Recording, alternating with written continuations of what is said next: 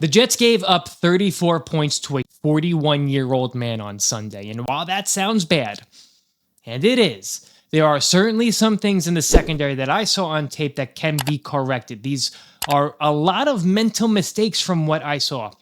And the defense isn't all bad. The defensive line had a great game. Quinnen Williams had a sack. McDonald had 2 sacks. They were in Aaron Rodgers' lap all day long. So let's look at the all-22. Let's look at some of the good and the bad and how I think this season is going to progress for the defense.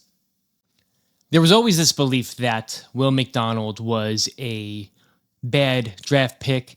He was a one-trick pony. All he had was a spin move, and he didn't have the strength to push offensive linemen around the way you would expect an edge to do that. This game clearly shows that that is not true.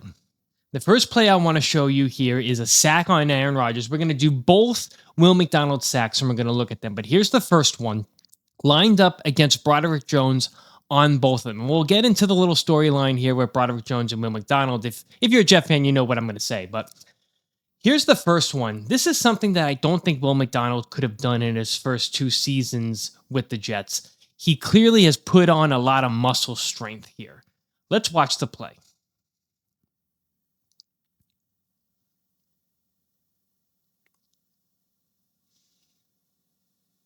Rodgers taking his sweet time, as always.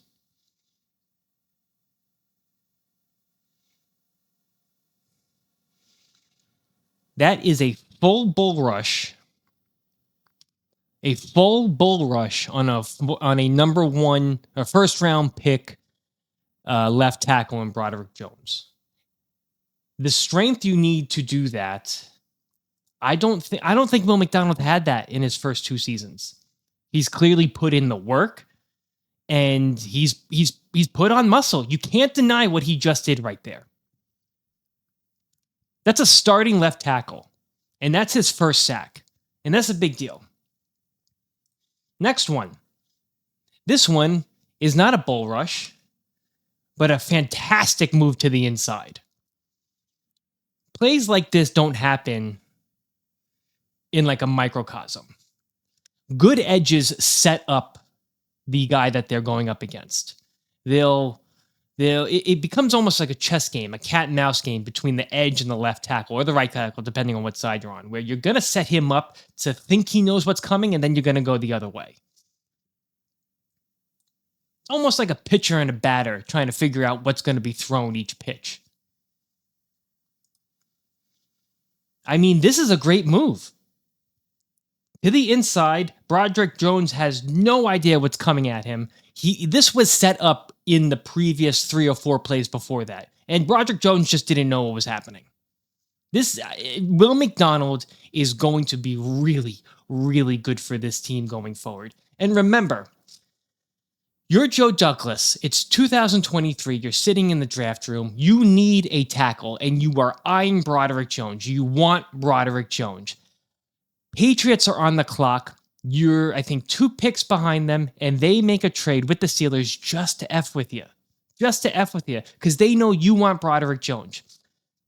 Steelers take him, and we're stuck. Well, what we think was we were stuck with Will McDonald. Everybody at the time hated the pick, because the previous year we had an amazing draft class, the 2022 draft class. And you come back and you select Will McDonald, and you think that the kid's going to be a bust. He had a fantastic last season with a number of sacks that he got. And now he's already got 2 in the first game. He's going to be special. Now let's get to some of the bad. And that revolves around the passing defense. Everybody is all over Brandon Stephens this week and yesterday and today, but there is a lot more going on here on the defensive side of the ball than just Brandon Stephens sucks. Here is the first touchdown Aaron Rodgers threw.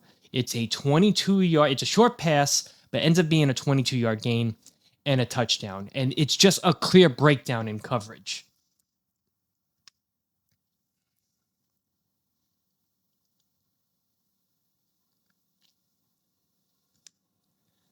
He's wide open. He's completely wide open, and it looks like if I if I had to put my money on it, Michael Carter blew this coverage. Rewind that a little bit. The Jets are clearly in a man scheme right now. You have Sauce on DK. You have Brandon Stevens up top here. And you have, I can't tell who that is, on another on tight end out here. But Carter is acting like he's in a zone. He thinks he thinks he's passing that off to somebody. He should have stayed with him. Everybody else is in man. Roger sees it, wide open, easy touchdown. This is kind of scheme fit things, mental mistakes that can be fixed. But Carter's pointing back at Cisco, thinking Cisco's going to pick him up. And he's looking around like, where is everybody? This one's on Michael Carter. It just is. And again, these are mental mistakes that I think can be corrected. Let's get to the next one. This one is completely on Brandon Stevens. He ends up in the washer on this play. He just gets beat really badly. Here he is at the bottom of the screen on Austin. Clearly, again, another man, and he just gets beat.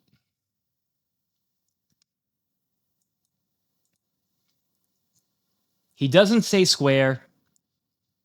He thinks Austin's going inside. Comes back out. He can't get his hips around quick enough, and it's just a terrible rep. That's another one where you would hope that some game planning for the Steelers would have helped, because you would have maybe seen that on film, and he would have known that Austin's going outside and not in. But at the end of the day, you need to keep your feet underneath you. He got spun around, like I said, in the washer, and it was a terrible play. So there is much more going on here in the pass defense than meets the eye. It's not just Brandon Stevens is bad. It is coverage breakdowns as well. Hopefully these are just mental mistakes, and more game planning with Aaron Glenn and Steve Wilks will correct these issues.